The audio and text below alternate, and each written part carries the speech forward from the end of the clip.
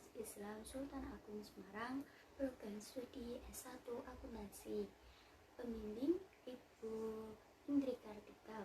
Adapun maksud saya membuat video presentasi kali ini adalah untuk memenuhi salah satu tugas UTS semester 1 ini pada mata kuliah akuntansi dasar. Sebelum melanjutkan ke video selanjutnya, saya akan menjelaskan materi kita pada hari ini. Materi yang pertama adalah jurnal umum, ada buku besar, dan yang terakhir adalah neraca saldo. Kemudian, setelah saya menjelaskan satu persatu, nanti saya akan ada contoh soal yang ada dalam kaitannya jurnal umum, buku besar, dan neraca saldo dalam satu soal. Kita jelaskan dulu apa itu jurnal umum. Jurnal umum. Jurnal umum memiliki pengertian sebagai jurnal yang dipergunakan untuk tempat melakukan pencatatan bagi segala jenis bukti transaksi keuangan yang muncul akibat terjadinya berbagai transaksi keuangan perusahaan dalam suatu periode tertentu. Pada umumnya, jurnal ini dipergunakan dalam akuntansi perusahaan jasa karena pada prinsipnya segala transaksi dalam perusahaan jasa dapat dicatat secara strategis dan kronologis. Slide selanjutnya, fungsi jurnal umum. Yang pertama, fungsi historis. Pencatatan setiap transaksi dilakukan berdasarkan tanggal terjadinya transaksi. Yang kedua, fungsi pencatatan. Jurnal ini digunakan untuk mencatat setiap transaksi yang terjadi dalam perusahaan. Tiap perubahan kekayaan, modal, biaya, dan pendapatan harus terlebih dahulu dicatat ke dalam jurnal umum agar pembuatan laporan keuangan perusahaan dapat dilakukan secara lengkap. Fungsi yang ketiga, fungsi analisis. Pencatatan dalam jurnal merupakan hasil analisis transaksi berupa pendebitan dan pengkreditan akun yang terpengaruh. Analisis ini mengenai penggolongan nama, akun, pencatatan dalam pendebitan ataupun pengkreditan beserta jumlahnya. Fungsi yang keempat, fungsi instruksi. Catatan dalam jurnal merupakan perintah untuk mendebit dan mengkredit akun sesuai dengan catatan dalam jurnal. Pencatatan dalam jurnal umum bukan sebatas dokumen transaksi dalam perusahaan, tetapi bersifat instruksi. Hal ini dimaksudkan bahwa jurnal umum berfungsi memberikan perintah atau petunjuk dalam proses pemasukan data ke buku besar. Fungsi yang kelima, fungsi informatif. Catatan dalam jurnal memberikan penjelasan mengenai bukti pencatatan transaksi yang terjadi. Slide selanjutnya, tujuan jurnal umum. Jurnal umum dibuat oleh perusahaan dengan tujuan mengidentifikasi, mengevaluasi, dan mencatat dampak ekonomi dari sejumlah transaksi keuangan. Slide selanjutnya, ini ada gambaran jurnal umum. Pada kolom pertama, diisi identitas perusahaan atau nama perusahaan. Kolom kedua, diisi jurnal apa atau laporan apa. Ya, barisan ketiga diisi periode tanggal berapa, bulan berapa, dan tahun berapa. Manfaat jurnal umum. Jurnal umum tidak mungkin dibuat jika tidak ada manfaatnya. Nah, berikut ini ialah beberapa manfaat yang kita peroleh dari proses pencatatan jurnal umum. Untuk mengetahui apakah akan menimbulkan penambahan atau pengurangan suatu akun. Untuk mengetahui jumlah saldo yang akan dicatat pada satu atau lebih akun. Untuk melihat keseimbangan saldo antara sisi yang didebit dan sisi yang dikredit. Yang terakhir, bisa dibuat tanda atau referensi untuk mengetahui apakah suatu transaksi sudah diposting ke buku besar atau belum. Cara membuat jurnal umum. Tahap pertama, kita harus mengetahui penggolongan akun dalam akuntansi. Secara umum, akun dapat dibedakan menjadi dua. Yang pertama adalah akun real atau akun tetap. Akun real atau akun tetap adalah akun yang dilaporkan dalam neraca. Akun real terdiri dari 3 akun besar, yaitu harta, kewajiban, dan modal. Yang kedua adalah akun nominal atau sementara. Akun nominal adalah akun yang dilaporkan dalam laba rugi. Akun nominal terdiri dari 2 akun besar, yaitu pendapatan dan beban. Tahap kedua, kita harus mengetahui saldo normal dari masing-masing kelompok akun. Saldo normal akun harta dan beban adalah debit, sedangkan saldo normal akun modal, pendapatan, dan hutang adalah kredit. Mekanisme debit kredit. Pada poin harta, jika harta bertambah, maka pencatatannya berada di posisi debit, dan juga harta berkurang, maka pencatatannya berada di posisi kredit. Pada poin kewajiban atau hutang, jika hutang bertambah, maka pencatatannya berada di posisi kredit. Sebaliknya, jika hutang berkurang, maka pencatatannya berada di kredit. Pada poin modal, jika modal bertambah, maka pencatatannya berada di posisi kredit. Dan jika modal berkurang, maka pencatatannya berada di posisi debit. Pada poin pendapatan, jika pendapatan bertambah, maka pencatatannya berada di posisi kredit. Dan jika pendapatan berkurang, maka pencatatannya berada di posisi debit. Pada poin beban, jika beban bertambah, maka pencatatannya berada di posisi debit. Jika beban berkurang, maka pencatatannya berada di posisi kredit. Berikut adalah nama dan nomor akun dalam perusahaan jasa. Pada nama akun kas, kode akunnya 100. Pada nama piutang usaha, kode akunnya 101. Pada akun perlengkapan, kode akunnya 102. Pada akun sewa dibayar di muka, kode akunnya 103. Pada nama akun tanah, kode akunnya 104. Pada nama akun peralatan, kode akunnya 105. Pada nama kode akun hutang usaha, kode akunnya 200. Pada nama akun pendapatan diterima di muka, kode akunnya 202.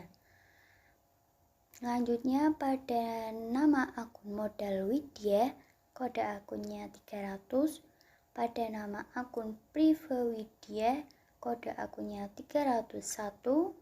Pada nama akun pendapatan usaha atau jasa, kode akunnya 400. Pada nama akun biaya upah, kode akunnya 500. Pada nama akun biaya sewa, kode akunnya 501. Pada nama akun biaya utilitas, kode akunnya 502. Pada nama akun biaya lain-lain, kode akunnya 503. Contoh jurnal umum. Pada tanggal 1, Widya menyetorkan 25 juta sebagai modal awal di rekening bank atas nama Widya Taylor. Dari transaksi tersebut, akun yang dipengaruhi adalah kas bertambah di debit sebesar 25 juta dan modal Widya berkurang di kredit sebesar 25 juta. Soal selanjutnya, pada tanggal 2, Widya Taylor membeli tanah seharga 20 juta secara tunai. Dari transaksi tersebut, akun yang dipengaruhi adalah tanah bertambah di debit sebesar 20 juta dan kas berkurang di kredit sebesar 20 juta. Soal selanjutnya, pada tanggal 5, Widya Taylor membeli bahan habis pakai secara kredit sebesar 2.300.000. Dari transaksi tersebut, akun yang dipengaruhi adalah perlengkapan bertambah di debit sebesar 2.300.000, utang usaha berkurang di kredit sebesar 2.300.000. Pada tanggal 6, Widya Taylor menerima honor sebesar 9.500.000 atas jasa yang telah diberikan. Dari transaksi tersebut, akun yang dipengaruhi adalah kas bertambah 9.500.000 di debit dan pendapatan jasa berkurang di kredit sebesar 9.500.000. Pada soal selanjutnya, pada tanggal 7, muncul beberapa biaya untuk Widya Taylor sebagai berikut. Yang pertama, biaya upah sebesar 3.200.000, beban sewa 400.000, biaya utilitas atau telepon, air, listrik sebesar 600, biaya lain-lain 100.000 bertambah di debit, dan kas 4.300.000 berkurang di kredit. Soal selanjutnya, pada tanggal 10, Widya Taylor membayar kepada kreditur sebesar 850.000 atas transaksi tanggal 5. Dari transaksi tersebut, akun yang dipengaruhi adalah utang usaha bertambah 850 di debit dan kas berkurang 850 di kredit. Pada tanggal 11, Widya mengambil uang 1.500.000 dari Widya Taylor untuk keperluan pribadi. Dari transaksi tersebut, akun yang dipengaruhi adalah Priva Widya bertambah 1.500.000 di debit dan kas berkurang 1.500.000 di kredit. Pada tanggal 14, Widya Taylor membayar asuransi untuk jangka waktu 1 tahun sebesar Rp1.200.000. Dari transaksi tersebut, asuransi dibayar di muka bertambah 1.200.000 di debit dan kas berkurang 1.200.000 di kredit. Soal selanjutnya, pada tanggal 15, melakukan jasa kepada Ahmad sebesar 150, tetapi belum dibayar. Dari transaksi tersebut, akun yang dipengaruhi adalah piutang usaha 150.000 bertambah di debit dan pendapatan jasa sebesar 150.000 berkurang di kredit. Soal selanjutnya, pada tanggal 16, Widya Taylor melunasi hutang atas transaksi tanggal 5. Dari transaksi tersebut, akun yang dipengaruhi adalah utang usaha 1.450.000 bertambah di debit, itu hasil dari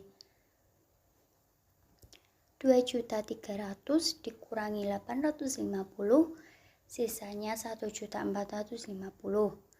Dan kas berkurang di kredit sebesar 1.450.000. Soal selanjutnya, pada tanggal 18 membeli perlengkapan sebesar 1.500.000 secara kredit. Dari transaksi tersebut, akun yang dipengaruhi adalah perlengkapan bertambah 1.500.000 di debit dan utang usaha berkurang 1.500.000 di kredit.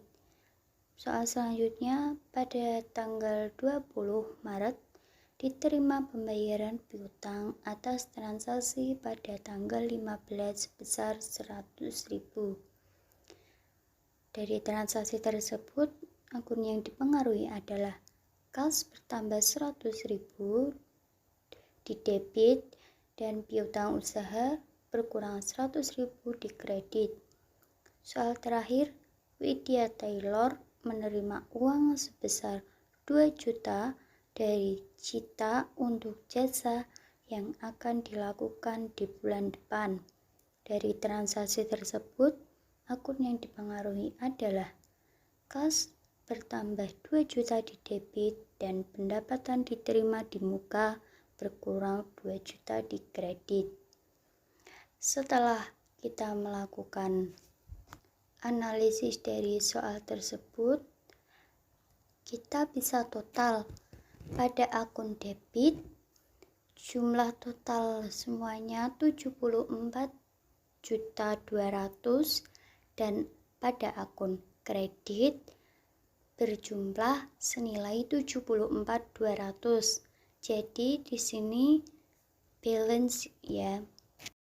Setelah kita ketahui bahwa hasil dari jurnal umum itu balance, selanjutnya kita memindahkan atau memposting dari jurnal umum ke buku besar.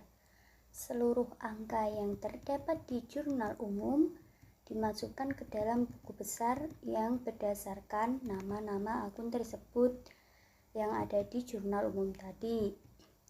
Sebelum kita memasuki buku besar, alangkah baiknya kita mengetahui apa itu buku besar.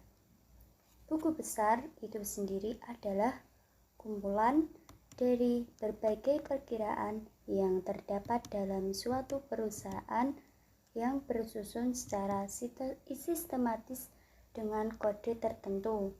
Jadi intinya buku besar itu kita cuma disuruh memindahkan dari jurnal umum ke buku besar atau memposting seluruhnya. Baiklah, saya akan menjelaskan cara memposting ke buku besar. Yang pertama adalah kas. Kas yang terdapat di jurnal umum pada tanggal 1 Maret 2020 kita masukkan ke dalam buku besar sebagai modal awal Widya senilai 25 juta di debit, saldo akhirnya 25 juta. Kas yang terdapat di jurnal umum pada tanggal 2 Maret 2020 kita masukkan ke dalam buku besar sebagai tanah senilai 20 juta di kredit. Saldo akhirnya 5 juta berasal dari 25 juta dikurangi 20 juta, hasilnya 5 juta. Kas yang terdapat di jurnal umum pada tanggal 6 Maret 2020 kita masukkan ke dalam buku besar sebagai pendapatan jasa senilai 9.500.000 di debit. Saldo akhirnya 14.500.000 didapat dari 5 juta ditambah 9.500.000, hasil akhirnya 14.500.000. Kas yang terdapat di jurnal umum pada tanggal 7 Maret 2020 kita masukkan ke dalam buku besar sebagai biaya upah, biaya sewa, biaya utilitas, dan biaya lain-lain senilai 4.300.000 di kredit. Saldo akhirnya 10.200.000 didapat dari 14.500 dikurangi 4.300. Kas yang terdapat di Jurnal Umum pada tanggal 10 Maret 2020 kita masukkan ke dalam buku besar sebagai utang usaha senilai 850 dikredit. Saldo akhirnya 9.350 didapat dari 10.200 dikurangi 850. Kas yang terdapat di Jurnal Umum pada tanggal 11 Maret 2020 kita masukkan ke dalam buku besar sebagai Prive Astuti pada senilai 1.500. Saldo akhirnya 7.850 didapat dari 9.350 dikurangi 1.500, hasilnya 7.850. Kas yang terdapat di Jurnal Umum pada tanggal 12 Maret 2020 kita masukkan ke dalam buku besar sebagai peralatan senilai 3 juta dikredit. Saldo akhirnya 4.850.000 didapat dari 7.850.000 dikurangi 3 juta, hasilnya 4.850.000. Pada kas yang terdapat di Jurnal Umum pada tanggal 14 Maret 2020 kita masukkan ke dalam buku besar sebagai asuransi dibayar di muka senilai 1.200.000. Saldo akhirnya 3.650. Kita dapat dari 4.850 dikurangi 1.200, hasilnya 3.650. Kas yang terdapat di Jurnal Umum pada tanggal 16 Maret 2020 kita masukkan ke dalam buku besar sebagai utang usaha senilai 1.450.000 di sisi kredit. Saldo akhirnya 2.200 didapat dari 3.650.000 dikurangi 1.450.000. Saldo akhirnya 2.200. Kas yang terdapat di Jurnal Umum pada tanggal 20 Maret 2020 kita masukkan ke dalam buku besar sebagai piutang usaha senilai 100.000 di sisi debit. Saldo akhirnya 2.300 didapat dari 2.200 ditambah 100.000, hasilnya 2.300. Kas yang terdapat di Jurnal Umum pada tanggal 25 Maret 2020 kita masukkan ke dalam buku besar sebagai pendapatan diterima di muka senilai 2 juta di sisi debit. Saldo akhirnya 4.300 didapat dari 2.300 ditambah 2 juta, hasilnya 4.300. Yang kedua, piutang usaha dengan nomor akun 101. Piutang usaha yang terdapat di Jurnal Umum pada tanggal 15 Maret 2020 kita masukkan ke dalam buku besar sebagai pendapatan jasa senilai 150 di sisi debit. Saldo akhirnya 150. Piutang usaha yang terdapat di Jurnal Umum pada tanggal 20 Maret 2020 kita masukkan ke dalam buku besar sebagai kas senilai Rp100.000 di sisi kredit. saldo akhirnya Rp50.000. Didapat dari 150.000 dikurangi 100.000, hasilnya 50.000. Yang ketiga, perlengkapan dengan nomor akun 102. Perlengkapan yang terdapat di jurnal umum pada tanggal 5 Maret 2020 kita masukkan ke dalam buku besar sebagai utang usaha senilai 2.300.000 di sisi debit. Saldo akhirnya 2.300.000.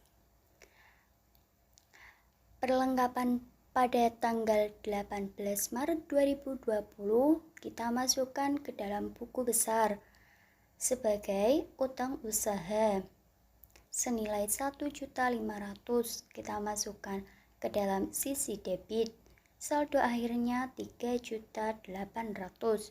Didapat dari 2.300.000 ditambah 1.500.000, hasilnya 3.800.000. Yang keempat, asuransi dibayar di muka dengan nomor akun 103. Asuransi dibayar di muka pada yang terdapat di jurnal umum pada tanggal 14 Maret 2020 kita masukkan ke dalam buku besar sebagai kas senilai 1.200.000 di sisi debit. Saldo akhirnya 1.200.000. Selanjutnya, peralatan dengan nomor akun 105. Peralatan yang terdapat di jurnal umum pada tanggal 12 Maret 2020 kita masukkan ke dalam buku besar sebagai kas senilai 3 juta di sisi debit. Saldo akhirnya 3 juta. Selanjutnya, tanah dengan nomor akun 104. Tanah yang terdapat di jurnal umum pada tanggal 2 Maret 2020 kita masukkan ke dalam buku besar sebagai kas senilai 20 juta rupiah. Saldo di sisi debit. Saldo akhirnya 20 juta rupiah. Selanjutnya, utang usaha dengan nomor akun 200. Utang usaha yang terdapat di jurnal umum pada tanggal 5 Maret 2020 kita masukkan ke dalam buku besar sebagai perlengkapan senilai 2.300.000 di sisi kredit. Saldo akhirnya 2.300.000. Utang usaha yang terdapat di jurnal umum pada tanggal 10 Maret 2020 kita masukkan ke dalam buku besar sebagai kas senilai 850.000 di sisi debit. Saldo akhirnya 1.450.000. Didapat dari 2.300.000 dikurangi 1 juta dikurangi 850, hasilnya 1.450.000. Utang usaha yang terdapat di jurnal umum pada tanggal 16 Maret 2020 kita masukkan ke dalam buku besar sebagai kas senilai 1.450.000 di sisi debit. Saldo akhirnya 0. Didapat dari 1.450 dikurangi 1.450 didapat dari min 1.450 ditambah 1.450, hasilnya 0. Kenapa bisa min? Karena di sisi kredit. Utang usaha yang terdapat di jurnal umum pada tanggal 18 Maret 2020 kita masukkan ke dalam buku besar sebagai perlengkapan senilai 1.500.000. Saldo akhirnya 1.500.000 didapat dari 0 ditambah 1.500.000. Hasil akhirnya 1.500.000. Selanjutnya, pendapatan diterima di muka dengan nomor akun 202. Pendapatan diterima di muka yang terdapat dalam jurnal umum kita masukkan ke dalam buku besar pada tanggal 25 Maret 2020. Kita masukkan ke dalam buku besar sebagai kas senilai 2 juta rupiah di sisi kredit. Saldo akhirnya 2 juta. Selanjutnya modal Widya dengan nomor akun 300. Modal Widya yang terdapat di jurnal umum pada tanggal 1 Maret 2020 kita masukkan ke dalam buku besar sebagai kas senilai 25 juta rupiah di sisi kredit. Saldo akhirnya 25 juta rupiah. Selanjutnya Privo Widya dengan nomor akun 301. Privo Widya yang terdapat di jurnal umum pada tanggal 11 Maret 2020 kita masukkan ke dalam buku besar sebagai kas senilai 1.500.000 di sisi debit. Saldo akhirnya 1.500.000. Selanjutnya pendapatan jasa dengan nomor akun 400. Pendapatan jasa yang terdapat di jurnal umum pada tanggal 6 Maret 2020 kita masukkan ke dalam buku besar sebagai kas senilai 9.500.000 di sisi kredit. Saldo akhirnya 9.500.000. Pendapatan jasa yang terdapat di jurnal umum pada tanggal 15 Maret 2020 kita masukkan ke dalam buku besar sebagai piutang usaha senilai 150.000. Saldo akhirnya 9.650. Didapat dari 9.500 ditambah 150. Hasil akhirnya 9.650 di sisi kredit. Selanjutnya biaya upah dengan nomor akun 500. Biaya upah yang terdapat pada jurnal umum pada tanggal 7 Maret 2020 kita masukkan ke dalam buku besar sebagai kas senilai 3.200.000 di sisi debit. Saldo akhirnya 3.200.000. Selanjutnya biaya sewa dengan nomor akun 501. Biaya sewa yang terdapat di jurnal umum pada tanggal 7 Maret 2020 kita masukkan ke dalam buku besar sebagai kas senilai 400.000 di sisi debit. Saldo akhirnya 400.000. Selanjutnya biaya utilitas dengan nomor akun 502.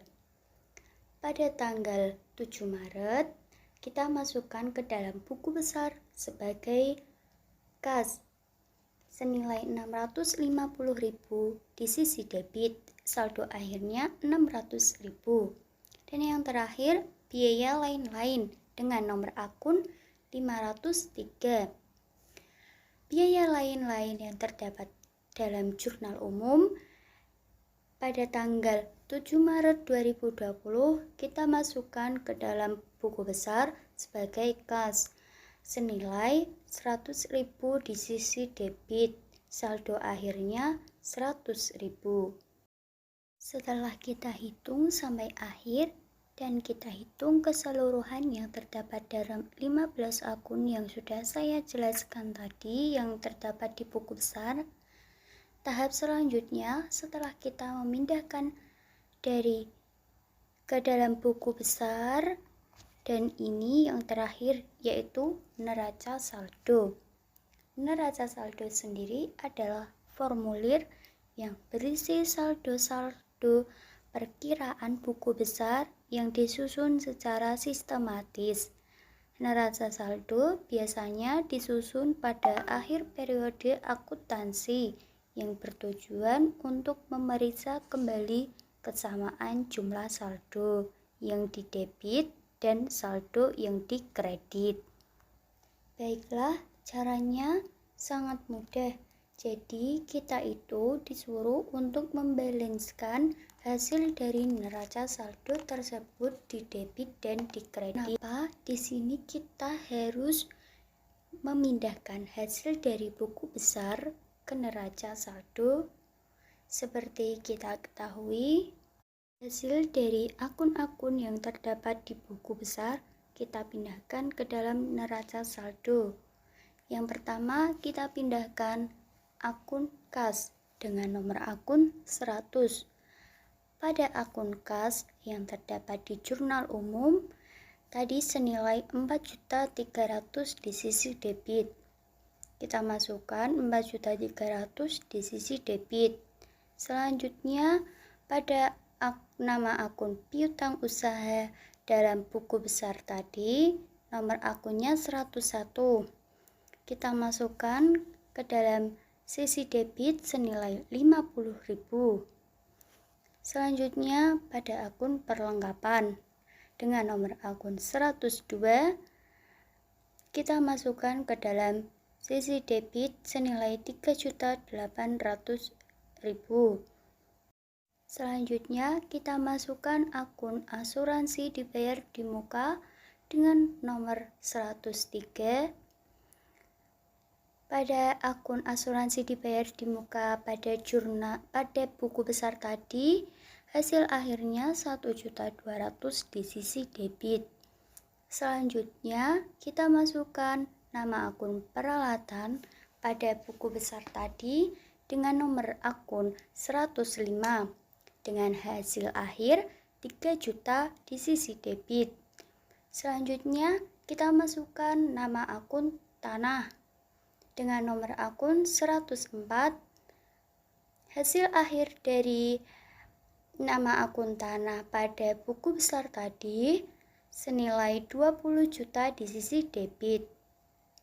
Selanjutnya, pada nama akun utang usaha dalam buku besar tadi dengan nomor akun 200, hasil akhirnya 1.500.000 di sisi kredit. Selanjutnya, pada nama akun pendapatan diterima di muka dengan nomor akun 202, hasil akhirnya 2 juta di sisi kredit.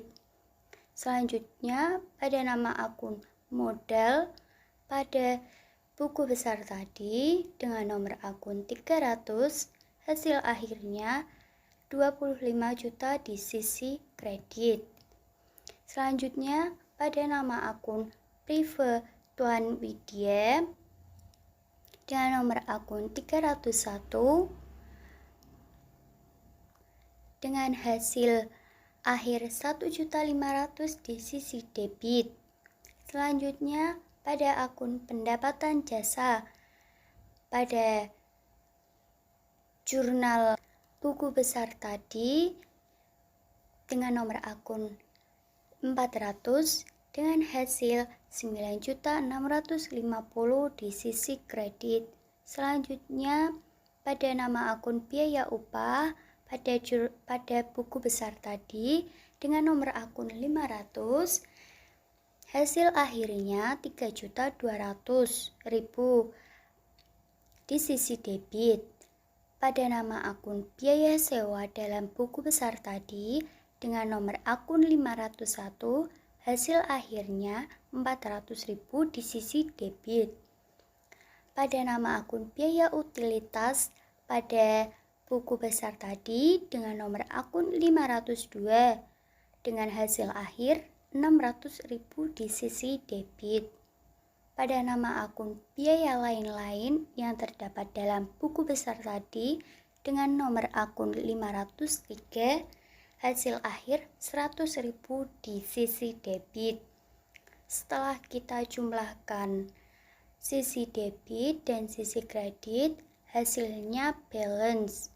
Berarti kita lolos dalam materi jurnal umum, buku besar, dan neraca saldo. Sekian presentasi saya atau pemaparan materi dari saya. Kurang lebihnya mohon maaf. Wassalamualaikum warahmatullahi wabarakatuh.